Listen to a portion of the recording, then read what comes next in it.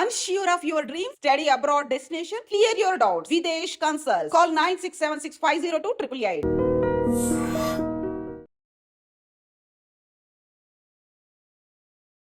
Hi hello నమస్తే welcome back to iDream media.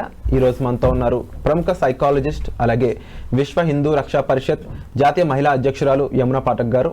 అలాగే నిజంగా ఇప్పుడున్న సిచ్యువేషన్ గురించి మాట్లాడడానికి ఒక రైట్ పర్సన్ అని చెప్పొచ్చు. ఎందుకంటే మ్యాన్కి సంబంధించి వాళ్ళ ఫ్యామిలీ పర్సన్స్ అందరూ కూడా డిఫెన్స్లో వర్క్ చేస్తున్నారు, ఇండియన్ ఆర్మీలో వర్క్ చేస్తున్నారు. సో ఈరోజు విషయం మాట్లాడడానికి ma'am is the right person అనొచ్చు.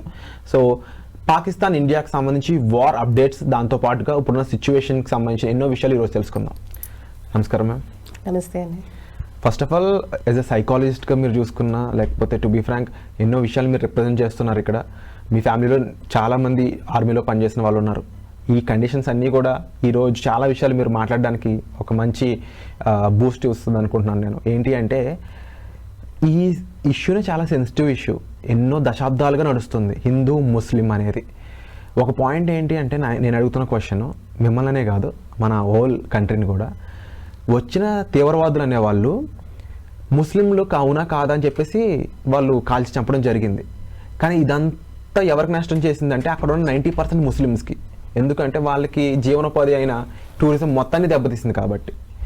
సో అసలు ఈ మోటో మొత్తాన్ని పాకిస్తాన్ నుంచి ఏ విధంగా చూడాలంటారు? ఎందుకంటే వచ్చిన పర్సన్ కూడా పాకిస్తాన్ ట్రైన్డ్ ఆర్మీ కమాండో అయిన హసీం బూసా. సో ఇది పాకిస్తాన్ చేయించిందని మనం ప్రూవ్ చేయడానికి ఇంకా ఎలాంటి అంశాలు కావాలి? అసలు హోల్ వరల్డ్ కంట్రీస్ అనేవి పాకిస్తాన్ మీద ఎలాంటి చర్యలు తీసుకోవాలి? మనం యుద్ధం చేస్తున్నాం ఓకే, కానీ మన మీద పడుతున్న ఈ దెబ్బలన్నిటికీ, ఒక దేశం మొత్తం మీద కూడా జరుగుతున్న నష్టాలకి అసలు సమాధానం ఏమై ఉంటుంది? ఏది కరెక్ట్ అంటారు? నమస్తే విరాట్ గారు. మన ఐ డ్రీమ్ ప్రేక్షకులందరికీ కూడా నమస్సమాంజలి. మీరు అడిగిన ప్రశ్న ఇందాక అసలు ఎందుకు దీనికి కారణం అంతా కూడా అని మనందరికీ తెలిసిందే. గత నెల ఏప్రిల్ 22న జరిగిన పహల్గామ్ అటాక్లో ఏదైతే ఉందో, సో ఒక సుందర ప్రదేశం కాశ్మీర్, మరి ఆర్టికల్ 370 తర్వాత కూడా జరిగిన అనేక అద్భుత పరిణామాలు మనం చూస్తూ ఉన్నాం. ఆల్మోస్ట్ పూర్తిగా కూడా టూరిజం సెక్టార్ మీద ఆధారపడిన ఆ ఒక ప్రదేశం చాలా వరకు కూడా దేశమే కాదు ప్రపంచవ్యాప్తంగా కూడా అనేక మంది సందర్శకులను అట్రాక్ట్ చేసే విధంగా కూడా చూసి ఆ ప్రదేశంలో మళ్ళీ కూడా చక్కగా జీవన ఉపాధి వైపు, అంటే అక్కడ మతానికి సంబంధం లేదుగా, అక్కడున్న స్థానికులు మరి ఎవరైతే ఉన్నారో వాళ్ళు చాలా అధిక సంఖ్యలో ముస్లిం జనాభానే ఉంది. సో వాళ్ళ జీవితంలో జీవన మెరుగుపడడం అనేది మనం చూస్తున్నాం. అనేక విషయాల్లో టూరిజం పెరుగుతోంది, కొత్త హోటల్స్ వస్తూ ఉన్నాయి, అనేక రంగాల్లో కూడా పెరుగుతూ ఉంది. సో చాలామంది ఇన్వెస్టర్స్ కూడా ముందుకు వస్తూ మొగ్గు చూపుతూ ఆ ఒక ప్రదేశాన్ని, ఆ రాష్ట్రాన్ని కూడా ప్రగతి పదం వైపు నడిపించే ప్రయత్నం చూస్తూ ఉన్నాం.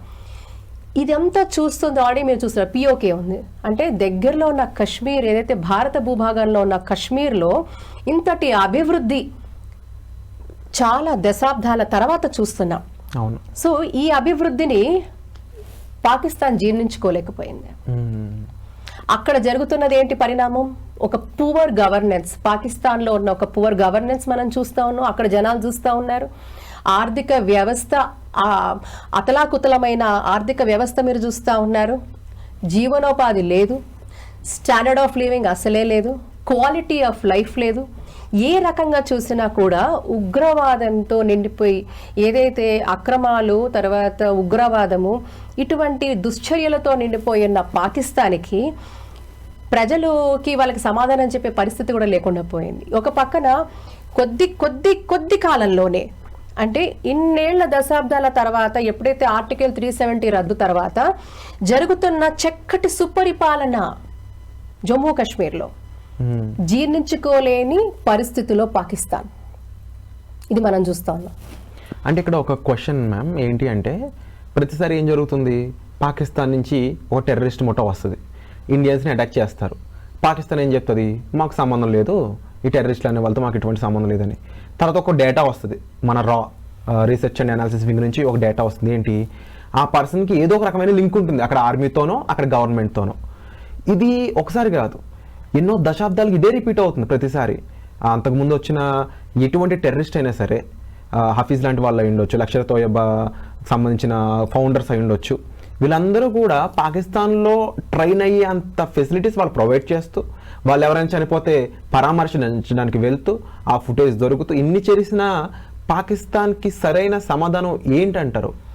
సమాధానం ఏంటి అంటే, ఇప్పుడు మీరు ఇందాక అడిగారు కదా, ఇందాక నేను మీతో చెప్పినట్టుగా ఈ పరిణామం ఒకటి జరుగుతోంది. ఇది జీర్ణించుకోలేని అవస్థలో, దుస్థితిలో పాకిస్తాన్ ఉంది. కాబట్టి ఇక్కడ ఏం చేయాలి, అక్కడ ఉన్న పీస్ఫుల్ అట్మాస్ఫియర్ని డిస్టర్బ్ చేయాలి. కాబట్టి ఒక దుర్బుద్ధితో, ఎటువంటి లక్ష్యం లేకుండా దుర్బుద్ధితోనే అంతమంది టూరిస్టులను, ఒక 26 మంది టూరిస్టులను నిర్దాక్షిణ్యంగా చంపేశారు. అందులో కొంతమందిని నీ మతం ఏమిటి అని కూడా అడిగి నిర్ధారించి చంపిన మాట వాస్తవం. ఇందులో మీరు ఈ మొత్తం పరిణామం చూస్తే, సరే అందులో చనిపోయిన వాళ్ళలో ముస్లిమ్స్ కూడా ఉన్నారు, మిగతా వాళ్ళు కూడా ఉన్నారు, అందరూ ఉన్నారు. కానీ హిందువులను మాత్రం టార్గెట్ చేసి చంపిన మాట కూడా చాలా వాస్తవం. కాబట్టి ఇది ఏంటి అంటే, ఇప్పుడు ఇంత చక్కటి అభివృద్ధి జరుగుతున్నప్పుడు ఇక్కడ మళ్ళీ ఒక కలకలం రేపాలి, అశాంతిని నెలకొల్పాలి అనే ఒక దుర్బుద్ధి ఎవరికి ఉంది? అనాదిగా దశాబ్దాలుగా చేస్తోంది పాకిస్తాన్. మీరు ఇంకొక మాట అడిగారు, టెర్రరిస్టులు మరి ఎట్లాగా, మరి మనం చెప్పాం కదా టెర్రరిస్టులే కదా మన టార్గెట్, మనం అందుకే కదా చంపామని. ఇంత జరిగిన పరిణామం తర్వాత కూడా ఈరోజు భారత భూభాగానికి వచ్చి ఈరోజు వీళ్ళు చేసిన చర్యకు ప్రతిచర్యగా భారత ప్రభుత్వం కూడా రియాక్ట్ అయింది. అందులో కూడా మీరు గమనిస్తే చాలా కూడా ఆపరేషన్ సింధూర్ పేరిట భారత ప్రభుత్వం తీసుకున్న, మన త్రివిధ దళాలు తీసుకున్న ఈ నిర్ణయము ఏంటి అంటే, it was a very focused. అంటే వాళ్ళు చేసింది ఏంటి, ఏదైతే ఒక ఈ పరిణామానికి దానికి రిజల్ట్, దానికి రిటాలియేషన్, ఎలాంటి రిటాలియేషన్ ఇచ్చారు, ఈ ఆపరేషన్ సింధూర్ పేరిట ఒక ఫోకస్డ్గా, ప్రాపర్లీ మెజర్డ్గా, అలాగే నాన్ ఎస్కలేటరీ ఆపరేషన్ ద్వారా. మీకు అర్థమవుతుందా? దేని టార్గెట్ చేశారు? శత్రువుని టార్గెట్ చేశారు. శత్రువు అంటే ఎవరు ఇక్కడ? ఉగ్రవాదులు, టెర్రరిస్టులు. సో ఈ టెర్రరిస్టులు ఉన్న స్థావరాలు ఎక్కడ అనేది మనకి త్రివిధ దళాలు కూడా వాళ్ళ పరిశోధన, వాళ్ళు చేసిన ఎక్సర్సైజ్లో ఎక్కడెక్కడ ఈ స్థావరాలు ఉన్నాయి, ఎక్కడెక్కడ ఉన్నాయి అంటే 9 ప్రదేశాలను గుర్తించారు. అందులో 5 ప్రదేశాలు వచ్చేసి మనకి Pakistan occupied Jammu Kashmir, Pakistan occupied Kashmir. So ఈ ప్రాంతాలలో ఉన్న కొన్ని ప్రాంతాలలో వాళ్ళు చేసింది. తర్వాత 4 స్థావరాలు ఏవైతే ఉన్నాయో అది ఇంటీరియర్ పాకిస్తాన్లో, అంటే parts of Punjab, parts of Lahore పరిసర ప్రాంతాల్లో 4, అంటే డీప్ ఇన్సైడ్ పాకిస్తాన్లోకి వెళ్ళి చొచ్చుకుపోయి ఈ స్థావరాలన్నీ కూడా మట్టి కలిపేశారు. ఇది జరిగింది. సో ఇందులో మళ్ళీ కూడా మీరు స్పెసిఫిక్గా అడగచ్చు, ఎవరిని చేశారండి అంటే, టెర్రరిస్టులకు పుట్టినిళ్ళైన పాకిస్తాన్లో ఉన్న కీలకమైన 2 హెడ్ క్వార్టర్స్ని రూపుమాపారు. అది ఎక్కడ అంటే బహల్వాల్పూర్, ఓకే, అండ్ అగైన్ మురిడ్కే. ఈ 2 ప్లేసెస్ మీరు తీసుకుంటే కీలకంగా, ఒకటి జైషీ మొహమ్మద్ టెర్రరిస్ట్ ఆర్గనైజేషన్ ఏదైతే ఉందో జైషీ మొహమ్మద్ వాళ్ళ హెడ్ క్వార్టర్స్, ఇంకొక దగ్గర అయితే లష్కర్ ఈ తోయిబా ఉన్న హెడ్ క్వార్టర్స్. ఈ 2 హెడ్ క్వార్టర్స్ ని కూడా వీళ్ళు పూర్తిగా కూడా దాన్ని టార్గెట్ చేసి, మళ్ళీ చెప్తున్నా, it was a focused, measured, non escalatory operation. అయితే అప్పటికి పాకిస్తాన్ మా యొక్క సిటిజన్స్ కి చనిపోయారని చెప్పేసి లేదు, ఇది అంతా అవాస్తవం. ఎందుకంటే మళ్ళీ ఇది నేను చెప్పిన మాటల్లో, చాలా క్లారిటీగా చెప్పిన మాటల్లో, ఇది చాలా ఫోకస్డ్ ఆపరేషన్. సో ఇక్కడ ఏంటంటే టార్గెట్ ని గుర్తించి ఆ స్థావరాన్ని పూర్తిగా కూడా రూపుమాపడమే దీని ముఖ్య లక్ష్యం. అదే చేశారు, అదే జరిగింది. ఈ జరిగిన తర్వాత ఇందులో భాగంగా ఏ సివిలియన్ బేస్ ని కూడా మన త్రివిధ దళాలు ముట్టుకోలేదు, ఏ మిలిటరీ స్థావరాల్ని కూడా మనం దాన్ని ఎక్కడా ముట్టుకోలేదు. ఇది వాస్తవం, ఇది మనకు అర్థం కావాల్సిన విషయం. So no military base was touch, no civilian base was touched. So ఇక్కడ కేవలం టెర్రరిస్టులకు పుట్టినిళ్ళైన హెడ్ క్వార్టర్స్ అయిన లష్కర్ ఈ తోయిబా, జైషీ మొహమ్మద్ స్థావరాలను పూర్తిగా కూడా వారు ధ్వంసం చేయడం జరిగింది. మరి ఈ రోజు చేసిన తర్వాత కూడా మన ఎక్స్టర్నల్ అఫైర్స్ మినిస్టర్ గారు కాకపోతే లేకపోతే మన పిఎంఓ ఆఫీస్ కానివ్వండి పూర్తిగా కూడా దీన్ని సమీక్షిస్తూ అండ్ నాట్ జస్ట్ అటు కేవలం భారతదేశంలోనే ప్రతిపక్షాలు మిగతా వాళ్ళతోనే కాకుండా హై లెవెల్ మీటింగ్స్ ఈవెన్ మనకి ఉండే మన పార్ట్నర్స్ అంటే ఎవరైతే కూడా పూర్తిగా కూడా ప్రపంచవ్యాప్తంగా ఉన్న అనేక దేశాలతో కూడా చర్చిస్తూ వారికి విశ్లేషిస్తూ వారికి వివరిస్తున్న పరిస్థితి మనం చూస్తాం. అది అమెరికా కావచ్చు, రష్యా కావచ్చు, యుఏఈ కావచ్చు, సౌదీ అరేబియా కావచ్చు, లేకపోతే యూకే కావచ్చు, ఇలా అనేక దేశాల్లో కూడా మన దేశం సంబంధించిన మన ఎక్స్టర్నల్ అఫైర్స్ మినిస్టర్ గారు కానివ్వండి the good officers from our country వాళ్ళు ప్రతి విషయం కూడా చాలా స్పష్టంగా కూడా వివరించడం కూడా మనం చూస్తూ ఉన్నాము. అదే అందులో భాగంగానే ఈ క్లారిటీ అంతా ఉంది. అండ్ మనకి ప్రతిదీ కూడా ఎవిడెన్స్ తో సహా మనము ప్రపంచ దేశాలకి ప్రపంచ దీంట్లో మనం పెడుతూ వస్తున్నాం. కాబట్టి ఎక్కడండి వేర్ ఇస్ ద మ్యాటర్? ఈ రోజు పాకిస్తాన్ లో ఉగ్రవాదుల్ని మనము హతమార్చిన తర్వాత పాకిస్తాన్ ఆర్మీ కంట తడబడ్డా మనం ప్రపంచం చూడలేదు. ఎవరు పోతే వాళ్ళు ఏడ్చారు? ఉగ్రవాదులు. వీళ్ళకేంటి లక్ష్యం, వీళ్ళకేంటి మతం, వీళ్ళకి ఏ మతం లేదు. మీరు నిజంగా ఆశ్చర్యపోతారు. ఈ రోజు బతుకుండగా స్వర్గసీమ చెయ్యండ్రా అంటే చచ్చిపోయాక స్వర్గానికి వెళ్తానన్న వీళ్ళు ఇలాంటి మూర్ఖులక వీళ్ళు షెల్టర్ ఇస్తోంది. వీళ్ళది ఏమిటి? చచ్చిపోయాక ఏదో స్వర్గానికి వెళ్తారట. బతికుండగా స్వర్గసీమ చేయలేని వాళ్ళు, బతికుండగా మానవత్వాన్ని గౌరవించలేని వీళ్ళు, మతోన్మాదులు, మూర్ఖులు, వీళ్ళకి ఏ హక్కు ఉంటుందండి? కాబట్టి ఇది మనం స్పెసిఫిక్ గా గమనించాల్సిన అవసరం ఉంది. సో మళ్ళీ చెప్తున్నాను, పాకిస్తాన్ టెర్రరిస్టులకు పుట్టినిల్లు. పోషించడానికి ఈరోజు పాలన పోషణ మనం అర్థం చేసుకోవాల్సింది అంటే ప్రపంచ దేశాలు ఈ రోజు గమనిస్తున్నాయి. అనేక దేశాల్లో ఇప్పుడు మనకి అమెరికాలో ఆ రోజు సెప్టెంబర్ 9 సెప్టెంబర్ 11 జరిగినప్పుడు అమెరికా ఊరుకుందా? అమెరికా ఊరుకోలేదు కదండి. ఉగ్రవాదుల మీద దాడి చేసిందా? రూపుమాపిందా? అంటే అదే అంటున్నాను, ఎవరికైనా సమస్య వారి వరకు వస్తేనే తెలుస్తుంది. ఈ రోజు కూడా ఇప్పుడు ఎందుకు ఈ రోజు ఈ దేశానికి వచ్చి ఈ భూభాగానికి వచ్చి ఈ దేశ నాగరికులను వాళ్ళు టచ్ చేశారు అంటే అది తప్పకుండా భారత ప్రభుత్వం ఒక నైతిక ధర్మం, అన్ని రకాలుగా ధర్మం కదండి. ఈరోజు ప్రజలతో ఉండి భారత ప్రజల సురక్షిత ఉండడానికి, ఈరోజు ప్రజలు సేఫ్ కొనడానికి ప్రభుత్వం చేసిన ఒక అద్భుతమైన తిప్పికొట్టినట్టు కాదా? ఈరోజు ఉగ్రవాదం అనేది కేవలం ఈ దేశానికే కాదు కదా, ప్రపంచవ్యాప్తంగా ఎంత నలిగిపోతోంది. కాబట్టి ఈరోజు భారత్ చేసిన ఈ యొక్క చర్య ప్రపంచవ్యాప్తంగా అందరూ హర్షించాల్సిందే. దీనికి ప్రతి ఒక్కరూ కూడా దీంట్లో మేము సైతం అంటూ ముందుకు రావాల్సింది. అలా వస్తేనే ఆ సంయుక్తంగా ఎవరైతే ముందుకొస్తారో వాళ్ళు మానవత్వానికి దోహదపడతారో అప్పుడు ఉగ్రవాద చర్యలను పూర్తిగా నిర్మూలించే అవకాశం ఉంది. లేకపోతే ఇది ప్రపంచ మానవాళికే ఇది పెను ప్రమాదం. వాడికెవడికండి భయపడేది? వాడి దగ్గర ఏదో ఉంది అంటే మనం ఎందుకండి భయపడాలి? అసలు వీళ్ళకి ఎవరండి సరఫరా చేస్తోంది? అంటే మానవత్వానికే ఒక తీరని మచ్చ వీళ్ళు. ఇలాంటి వారిని ప్రోత్సహిస్తూ వీరికి ఇంత టెక్నాలజీ ఇస్తూ వీరికి కొంత ఆయుధాలు సరఫరా చేస్తున్న వాళ్ళు ఎవరు? ఇది ప్రపంచ దేశాలు ఈ రోజు తప్పకుండా వీళ్ళు ప్రశ్నించాల్సిన అవసరం ఎంతైనా ఉంది.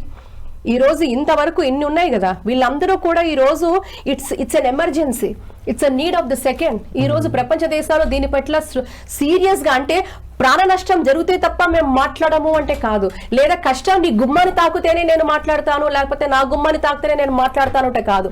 కష్టం నీ గుమ్మాన్ని తొక్కనివ్వకు, నా గుమ్మాన్ని తొక్కనివ్వను అనే నినాదంతో వెళ్ళాలి. కష్టం నీ గుమ్మంతో ఎందుకు తొక్కాలని చూస్తున్నావు? నీకు తెలియదా అక్కడ ఒక ప్రమాదము, టెర్రరిస్ట్ అనే ఒక భూతము, ఒక పిశాచం అక్కడ ఉంది అంటే నువ్వు దాన్ని రూపమాపాలా వద్దా? కాబట్టి నీకు తెలుసు అది ఉందని, అప్పుడు నువ్వేం చేయాలి? దాన్ని హఠమార్చాలి. కాబట్టి ఈరోజు ప్రపంచ దేశాలు కూడా మౌనం వీడాలి.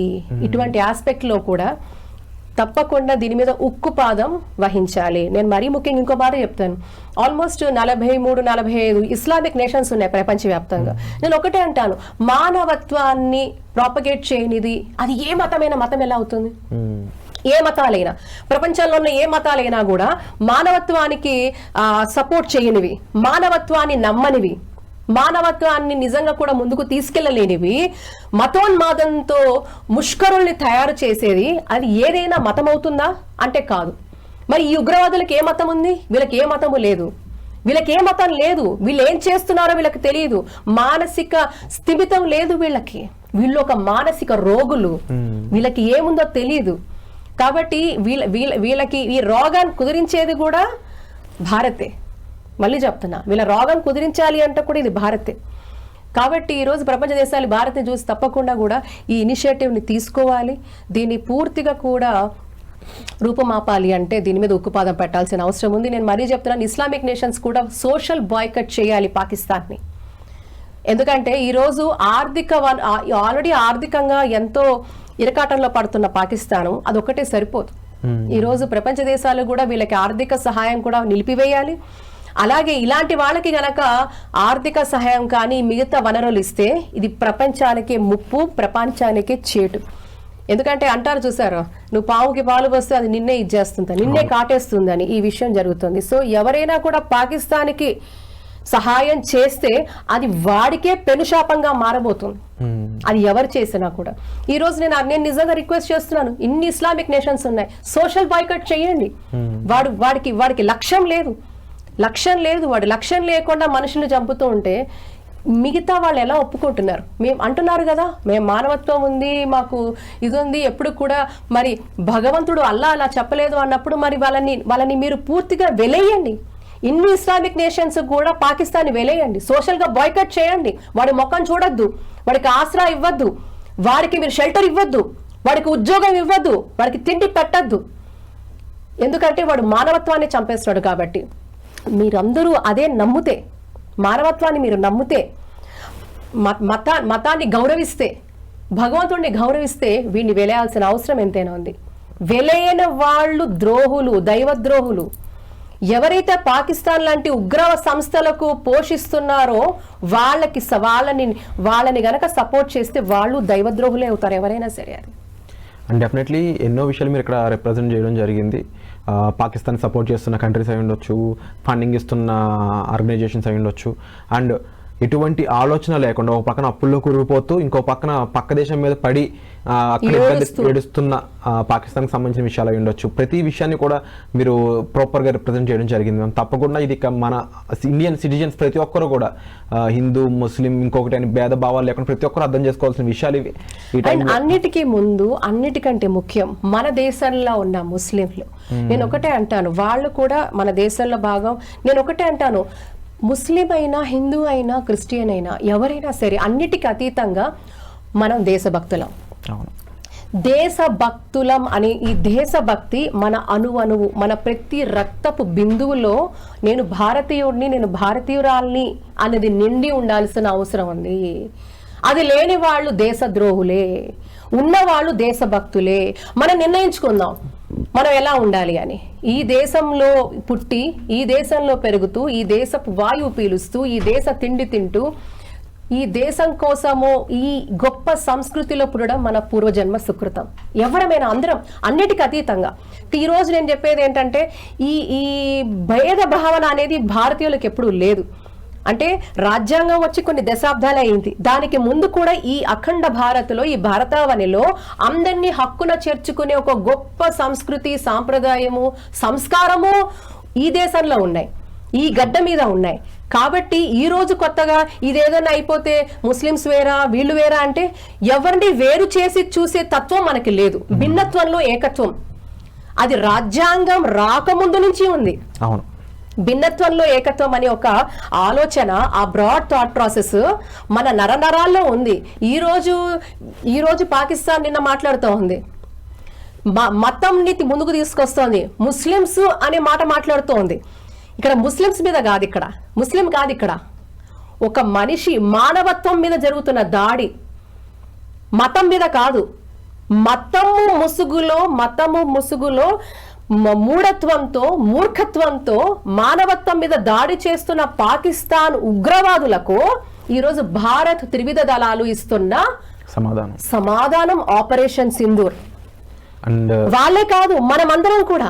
నేనేమంటానంటే ఈ రోజు అప్పీల్ చేస్తున్నా మన ఐ డ్రీమ్ ద్వారా, ఎవరైతే భారతీయులు, మేము భారతీయులం మొదలు, మనం భారతీయులం మొదలు, నేను దేశభక్తుడిని, దేశభక్తురాలి, భారతీయుణ్ణి మొదలు, నేను భారతీయుణ్ణి, తర్వాతే నా మతమైనా నేనైనా, నేను చివర, నా మతం చివర, కానీ నేను ముందు భారతీయుణ్ణి అనే ఒక దేశభక్తితోనే మనం ముందుకెళ్లాల్సిన అవసరం ఉంది. భారత్ మాతకి జయనాల్సిన అవసరం ఉంది. ఈ భారత్ మాత ముద్దు బిడ్డలుగా తప్పకుండా దేశం కోసం ఏమన్నా చేస్తామనే ఒక ఇది మనకు ఉండాలి, ఆ ఇమోషనల్ కనెక్ట్ మనకు ఉండాలి. మన అమ్మ నాన్నతో ఎలాంటి కనెక్ట్ మనకు ఉంటుందో మన మాతృభూమితో కూడా కనెక్ట్ ఉండాలి. మనం చేసిన తప్పంతా ఏంటంటే చిన్నగా ఉన్నప్పటి నుంచి కూడా పిల్లలకి నూరు పోయాలండి ఈ గాథలు. మీరు ఇందాక అన్నారు, ఎప్పుడైతే కూడా శివాజీ మహారాజ్ గారికి వాళ్ళ అమ్మగారు కేవలము అమ్మ మీద ప్రేమనే చవి చూపించలా, మాతృభూమి మీద ప్రేమని చూపించింది. అందుకే ఆ మాతృభూమి కోసం ఆ మహనీయుడు ఎంతో స్థాయికి వెళ్ళాడు, కాపాడాడు, అహర్నిశలు పోరాటం చేశాడు. మనం కూడా శివాజీ మహారాజ్ లాగానే అంటే ఈరోజు మాతృమూర్తికే కాకుండా మాతృభూమికి కూడా మనం పనిచేయాలి. అది మన కర్తవ్యం. ఈ భూమి మీద పుట్టినందుకు అది మన కర్తవ్యం. కాబట్టి ఈరోజు చెప్తున్నా, ముస్లిము, హిందువా, క్రిస్టియనా కాదు, ఈరోజు మనం దేశభక్తులం. మన కర్తవ్యం మన దేశం కోసం నిరంతరము అహర్నిశలు తిండి తిప్పలు లేకుండా నిద్రాహారాలు మానేసి ఆ సరిహద్దుల్లో మన త్రివిధ దళాలు పోరాటం చేస్తుంటే నేను సైతం అంటూ కనీసం వాళ్ళకి మారల్ సపోర్ట్ అయినా మనం ఇస్తూ పాజిటివ్ మెసేజ్ సోషల్ మీడియాలో ఇస్తూ పిచ్చిగా ఈ రోజు నువ్వు హిందూ నేను ముస్లిం అని కొట్టుకోవడం మానేసి మనమందరం భారతీయులమునైనా మనం భారతీయులము, నా దేశమే నాకు ముఖ్యము, నా దేశంతో నేను సైతం అనుకుంటూ మనం అందరం కూడా మతాన్ని పక్కన పెట్టి మనం మానవత్వంతో మెలిగిన నాడే మనం నిజంగా కూడా భరతమాత ముద్దు బిడ్డలమవుతాము. కాబట్టి ఈ రోజు సరిహద్దులో ఉన్న ప్రజలకు కావచ్చు, మన త్రివిధ దళాలకు కావచ్చు, ఈ రోజు నిన్న మనం చూసాం 2 జవాన్లు ప్రాణం కోల్పోయారు. నిజంగా వారి కుటుంబానికి కూడా సంతాపం తెలుపుతూ మరి ఈ రోజు మనమే వాళ్ళకి ఈ రోజు స్ట్రెంగ్త్, మనం భారతీయులమే మనం స్ట్రెంగ్త్. ఒకరికొకరు ఈ రోజు మనం నించాల్సిన అవసరం ఉంది. And we should stand with our honourable PM and we should stand with nation. మన దేశంతో మనం ఉండాలి. అది మన నైతిక ధర్మము, అన్ని రకాలుగా మన ధర్మము. మన పుట్టుకకు అర్థం పరమార్థం ఏమైందా అంటే ఈ రోజు మనం ఈ మాతృభూమికి మనం చేసే సేవ మాత్రమే అని నేను ఇంకోసారి చెప్తున్నాను. ఈ వైషమ్యాలు తొలగించి ఈ సోషల్ మీడియాలో ఉండే నెగటివ్ నరేటివ్స్ ని పక్కన పెట్టి మన దేశం కోసం పుడదాం, మన దేశం కోసం పుట్టాం, మన దేశం కోసమే పోదాం, మనం దేశం కోసం పనిచేద్దాం. భారత్ మాతాకి జై. భారత్ మాతాకి జై. అండ్ తప్పకుండా యమునా పాఠక్ గారు చెప్పిన ఎన్నో విషయాలపై మీ యొక్క స్పందన అయితే కావాలండి. తప్పకుండా మీ స్పందన కామెంట్ సెక్షన్లో మెన్షన్ చేయండి. And thank you so much for information. Thank you. నిజంగా ప్రస్తుతం ఉన్నటువంటి సమాజం దేనికి ప్రయారిటీ ఇస్తుంది? ఆర్థిక సంబంధాల చుట్టూ మాత్రమే తిరుగుతుంది. మళ్ళీ ఎన్నికలంగానే చాలా విరక్తి కలుగుతాం. మంచి అనిపిస్తుంది కదా, లేడీస్ కూడా ఛాలెంజింగ్ జాబ్స్ చేసినప్పుడు చాలా బాగుంటది. ట్రాఫిక్ అసిస్టెంట్స్ గా నియమించిన ట్రాన్స్జెండర్స్ అందరితో సాల్యూట్ చేయించుకుంటున్నారు. ఫుడ్ డెలివరీ ఇవ్వటానికి వెళ్ళినటువంటి డెలివరీ బాయ్ అనిల్ పై కళ్ళ ముందు